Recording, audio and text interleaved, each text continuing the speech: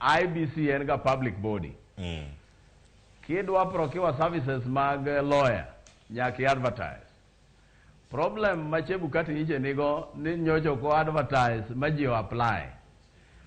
Emomiyo joka wacho ni wakili manoyiero cha noyiero wakinde wuon kaka Chebukati.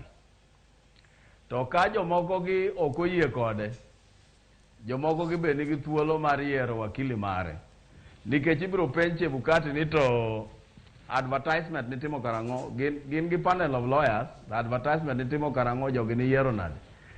Nikech joka be biro wacho ni ka okwa yie ni kweno notim maber, wan gi thuolo mar yiero wakindewa.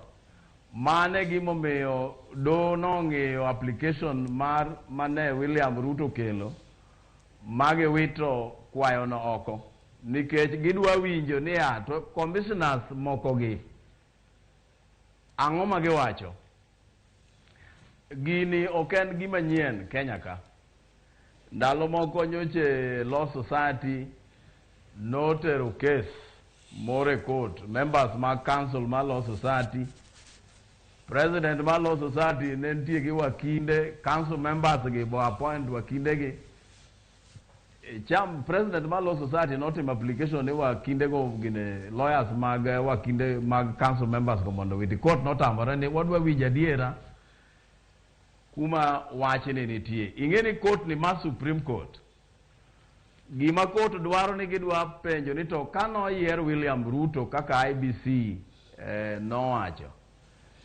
Ne en yiero ma kisungu wacho ni valid, ne en yiero ma kisungu wacho ni clear, kata gima nyenyore lela, ma kikwana achiel ariyo adek tiwacho ni ng'ani adier nyocho yungo. To kane nitie wach mibadhi, be nitie wach moro ma Komishonas ang'wen ma ok oyie gi Chebukati gi, be giwacho adier. Ka giwacho ni gik mane Chebukati otimo gin opek, kata gin gik motime mudho, gik ma ok otimore makare monywandore, be nitie gima giwacho. Emomiyo Supreme Court king'iyo gima kisungu wacho ni substantive justice, gidwa dhi e kuku mar wach, to adiera nitie kanya. Emomiyo ginyal koro tamore ni ginyal we ni Komishonas ang'wen ka ginyal winjo. To kiparo ni 2013 gima ne Supreme Court mandalo cha otimo maracha ahinya momiyo ne ji be ok mor gi Supreme Court no.